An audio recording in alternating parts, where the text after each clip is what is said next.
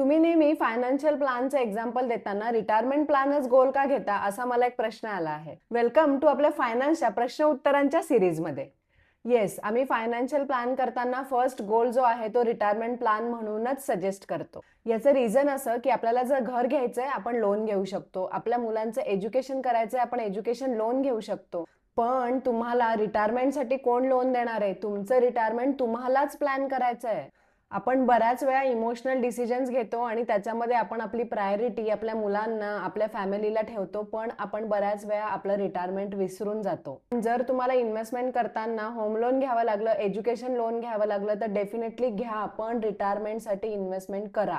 होऊ नये पण आपल्या मुलांमध्ये आणि आपल्यामध्ये जर फ्युचरमध्ये मतभेद झाले तर आपण त्यांना असं तर नाही ना म्हणू शकत, मी तुझ्या एज्युकेशनसाठी खर्च केलाय तर आता तुला माझा रिटायरमेंटचा खर्च करावाच लागेल. आणि आजकालची तर पिढी तुम्हाला माहिती आहे किती स्पष्ट व्यक्ती आहे, ती असं म्हणायला सुद्धा कमी करणार नाही की आम्ही थोडी तुम्हाला असं सांगितलं की आमच्या एज्युकेशनसाठी एवढा खर्च करा म्हणून. अशा सिच्युएशन मध्ये तुम्ही काय करणार? कारण तुम्ही काही सेव्हिंग केलेली नाहीयेत, लोन घेऊन ठेवलेले आहेत आणि हे सगळं कोणासाठी? फॅमिलीसाठी, मुलांसाठी. तुम्ही तुमचं आयुष्यभर एवढा स्ट्रगल केलंय आणि जेव्हा आपल्याला खरंच आपल्या पैशांची गरज आहे तेव्हाच आपल्याकडे जर पैसे नसतील तर? यासाठी मला असं वाटतं की ऍटलिस्ट आपल्या रिटायरमेंटमध्ये आपण एक बेसिक खर्च जरी आपला आपला करू शकलो तरी खूप आहे. ऑब्व्हियसली आपल्याला आपल्या मुलांचं शिक्षण, फॅमिली यांच्यासाठी तर सगळ्या गोष्टी करायच्याच आहेत आणि ते आपण करतो सुद्धा. यासाठी आपण फायनान्शियल प्लॅन करताना हेल्थ इन्शुरन्स, टर्म इन्शुरन्स या गोष्टी सुद्धा तुम्हाला सजेस्ट करत असतो की तुम्ही नसाल तर तुमचे इन्शुरन्स जे आहे ते तुमचे फॅमिली टेक केअर करतील. पण तुम्ही जेव्हा असाल तेव्हा तर तुम्ही स्वतः तरी तुम्हाला प्रोटेक्ट करणं इम्पॉर्टंट आहे की नाही?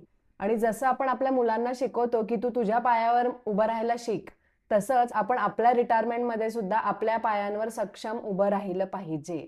यासाठी फायनान्शियल प्लॅन करताना आम्ही फर्स्ट प्रायोरिटी देतो तुमचं रिटायरमेंट प्लॅन, कारण हे तुमचे पैसे आहेत, ते तुमच्यासाठी जास्त उपयोगात आले पाहिजेत. आणि ऑफकोर्स आपल्या मुलांच्या शिक्षणासाठी सुद्धा आपण इन्व्हेस्टमेंट करणारच आहोत. तसे गोल डिफाईन करून सुद्धा आपण इन्व्हेस्टमेंट करतोच की. तुम्ही सुद्धा तुमच्या रिटायरमेंट प्लॅनसाठी इन्व्हेस्टमेंट केली नसेल तर आजच सुरुवात करा.